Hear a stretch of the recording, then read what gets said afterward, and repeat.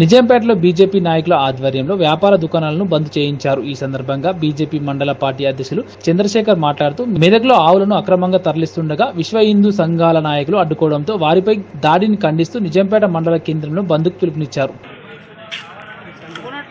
సాయంత్రం కొందరు ఆవులని సరఫరా చేస్తుంటే కొన్ని హిందూ సంఘాలు అడ్డుకోవడం వల్ల వారిపై దాడి చేయడాన్ని ఖండిస్తూ మన జిల్లా అధ్యక్షులు అలాగే వివిధ సంఘాల వారు దాన్ని అడ్డుకుంటుంటే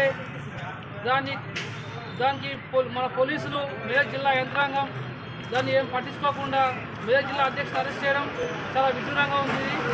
ఇకపైన ప్రభుత్వం కలిసి హైకోర్టు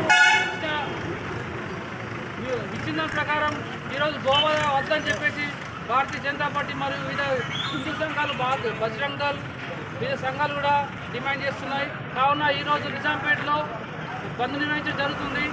అలాగే ప్రతి ఒక్క వ్యాపారస్తులు కూడా దీన్ని సపోర్ట్ చేస్తున్నారు. వారికి పేరు పేరున ధన్యవాదాలు చెప్తున్నారు.